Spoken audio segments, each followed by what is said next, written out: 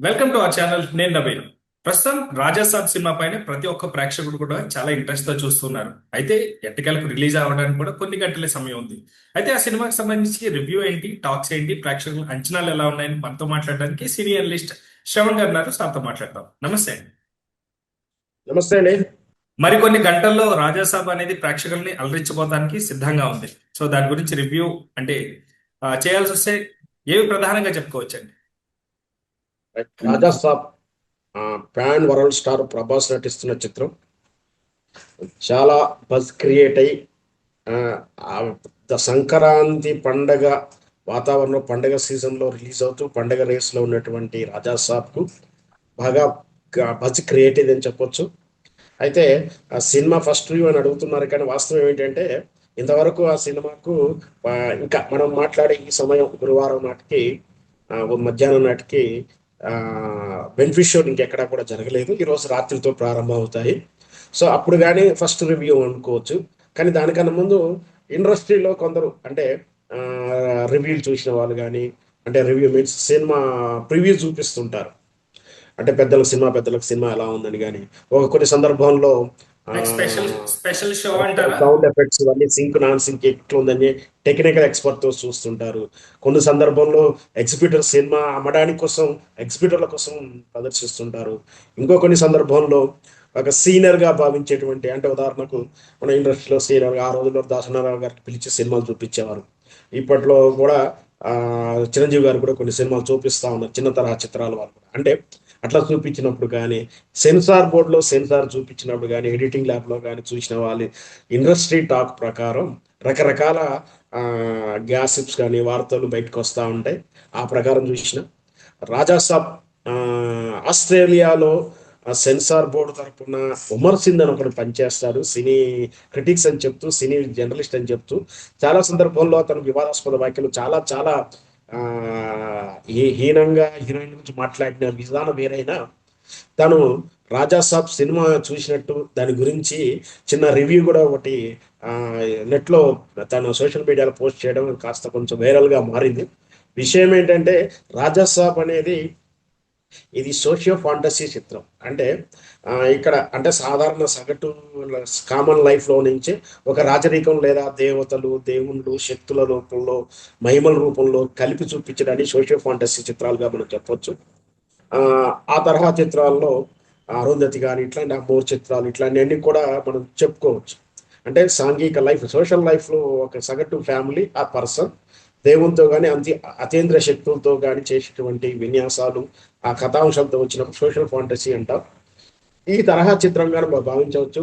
ఈ చిత్రం ట్రైలర్స్ కానీ, టీజర్స్ కానీ, క్లిప్స్ కానీ రిలీజ్ అయినప్పుడు మొత్తం మీద అర్థమైంది ఏంటంటే, ఒక చంద్రముఖి టైపులోనో ఒక అరుంధతి టైపులోనే మనం ఊహించుకోవచ్చు. ప్రభాస్ అనే వ్యక్తి తన రాజ్య ప్రసాదాన్ని లేదా రాజమహాన్ని జమీందార్ వంశానికి చెందినటువంటి ఆస్తులకు దూరంగా నానమ్మతోటి ఉండడం. అంటే మనం చూస్తున్నాం ఆ బహు ఆ, బాహుబలిలో కూడా అతను దూరంగా, రాజ్యానికి దూరంగా ఉంటాడు. అట్లాగే సేమ్ సన్నివేశం కూడా గుర్తుకొస్తా ఉంటుంది. సరే ఏదైనా సరే తన ఆస్తి కోసం తన జమీందారు భవనంలో వెళ్ళి ఆ జమీందారి తాలూకు నిధులు కానీ ఆస్తులు కానీ తీసుకురావడానికి ఇక్కడ సంజయ్ దత్ గారు తన తాత క్యారెక్టర్ వేసాడు ఈ సినిమాలో. విలన్ క్యారెక్టర్ అనే చెప్తా ఉంది మనం చెప్పడం అయితే. సో యాంటీ క్యారెక్టర్ చేసి ఆ తాతను మన్నించి తాత నుంచి ఆ ఆ ఆస్తి ఏ విధంగా సొంతం చేసుకున్నాడు అనేది కథాంశంగా మనకు అర్థమవుతా ఉంది. సరే ఏదైనా సరే లాస్ట్ 40 minutes క్లైమాక్స్ మాత్రం అదిరిపోతుంది. మనకు అటెన్షన్ ఇస్తుంది బాగా అని చెప్పేసి, విజువల్ ఎఫెక్ట్ ఫీల్స్ ఇస్తుంది అని కూడా విమర్శలు పేర్కొనడం జరిగింది. సరే మనం రేటింగ్ విషయంలో ఎప్పుడు కూడా మనం అంటే నాకు నేనుగా రేటింగ్ విషయంలో ఎప్పుడు కూడా ప్రస్తావించను. రేటింగ్ అంటే ఆ సినిమా రిలీజ్ అయ్యి ఒక 3 వారాలు 5 వారాలు అయిన తర్వాత రేటింగ్ చెప్తే మన భావ్యం అవుతుంది. కానీ సినిమా రిలీజ్ లో ఉన్నప్పుడు మనం రేటింగ్ ఇవ్వడం ధర్మం కాదు.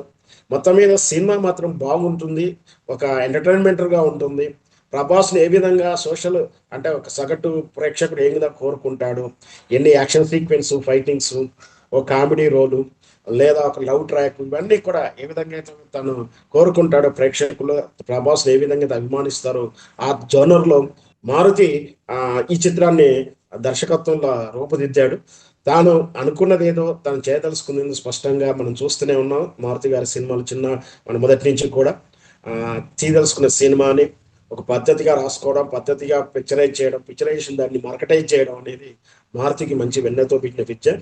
సో ఈ సినిమాను కూడా మంచి కమర్షియల్ ఫిల్మ్ గానే నిలబడతారని మనం చెప్పొచ్చు.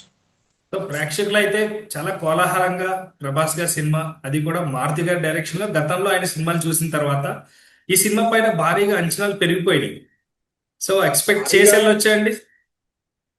భారీగా కాదు, యుఎస్ లో ఇది 1 మిలియన్ దాటేసి టికెట్ బుకింగ్ లో రికార్డ్ బ్రేక్ తోటి ట్విట్టర్ లో ట్రెండ్ అవుతా ఉంది.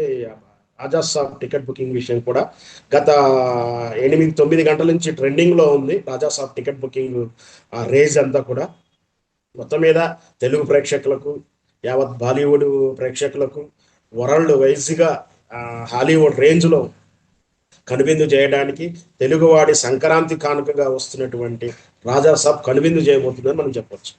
సో ప్రభాస్ గారు భారీ చిత్రాలు చేస్తూ వరుసగా హిట్లు కొడుతున్న బాలీవుడ్ లో కూడా ఆయనకంటూ ఒక తిష్ట వేశారని చెప్పుకోవచ్చు. ఈ తరుణంలో మారుతి లాంటి ఒక చిన్న డైరెక్టర్, ఆయన కూడా పేరు తెచ్చుకున్నారు, కానీ ఒక రిస్క్ చేశారని చెప్పుకోవాలి. సో ఇప్పుడు ఈ సినిమా ద్వారా ప్రభాస్ గారు కామెడీ యాంగిల్ ని చూపించడమే కాకుండా మారుతి గారికి కూడా ఒక ట్రయల్ టైం అంటే మీరు ఏమంటారు? మారుతి గారు చిన్న తరహా చిత్రాలు చేసినంత మాత్రాన తక్కువ అంచనా ఏమేం లేవు. ఎందుకంటే అదే చెప్పాను కదా, స్కిల్ ఉన్న డైరెక్టర్. చిన్న సినిమా అయినా పెద్ద సినిమా అయినా సరే ఒక సినిమా కథని రాసుకొని పిక్చరైజ్ చేసుకొని మార్కెటైజ్ చేసుకొని మార్కెట్ నుంచి అంటే ఆ సినిమా తీయడం గొప్పతనం కాదు, తీసినటువంటి సినిమా పెట్టుబడి తిరిగి వెనక్కి తీసుకొచ్చి రూపాయి పెట్టుబడి పెట్టినటువంటి నిర్మాతకు సేఫ్ సైడ్ చేయడం అనేది దర్శకుని బాధ్యత. అప్పుడే నిజమైన డైరెక్టర్, టెక్నీషియన్ గా భావించవచ్చు. ఎంత గొప్ప చిత్రం తీసినా ప్రొడ్యూసర్ అని వాళ్ళు లాస్ అయితే మాత్రం కొంచెం సింపథైజ్ గానే ఉంటుంది. అట్లాంటి కొన్ని చిత్రాలు ఉన్నాయి, బట్ అది కళాఖండాలే. ఒక సంగీత ప్రధానంగా వచ్చిన చిత్రాలు కానీ కొన్ని ఉదాహరణకు ఉంటాయి. కానీ ఆ చిత్రాలు ఎంత బాగున్నప్పటికీ నిర్మాత చేదనుభవాలు ఉంటాయి. కానీ ఈ ఇట్లా చిన్న తరహా చిత్రాల నుంచి వచ్చిన మారుతి లాంటి చిత్ర నిర్మాతలకు మంచి స్కోప్ వేస్తున్నాడు అతను. అంటే చిన్న చిత్రాలు చేసినప్పటికీ పెద్ద చిత్రాలను కూడా హ్యాండిల్ చేయగలుగుతాడు, ఈ చిత్రంతో ప్రూవ్ చేయగలుగుతాడని నా ఉద్దేశం. సో కలెక్షన్స్ పరంగా చూస్తే రాజా సాబ్ అన్ని ఈ సినిమాల కన్నా కూడా ఒక కొంచెం ముందుగానే వస్తుంది. సో సంక్రాంతి మొత్తాన్ని టర్న్ చేస్తుందండి. ఖచ్చితంగా ఇప్పుడు 3 చిత్రాల మీద అయితే మన తెలుగు సౌత్ ఇండియా లెవెల్లో మాత్రం బాగా కాంపిటీషన్ ఉంది. అది వచ్చేసి మనశంకర వరప్రసాద్, రాజా సాబ్ అండ్ భర్త మహాశయులకు విజ్ఞప్తి, ఈ 3 చిత్రాలు ఉన్నాయి. ఆటోమేటిక్గా భర్త మహాశయులకు విజ్ఞప్తి అనేది ఆ, అదే లాస్ట్లో చెప్పుకోవచ్చు. ఈ రెండిటి రాజా సాబ్ నిలబడుతుందా, మనశంకర వరప్రసాద్ ఫస్ట్ రేంజ్లో ఉంటుందా, రెండు పోటాపోట్లు ఉంటాయి అనేది మనం రెండు రిలీజ్ అయినాక అంటే రాబోయే ఒక 4 రోజుల్లో మనం మాట్లాడుకుంటే బాగుంటుంది. Right. Thank you sir, thank you so much అండి.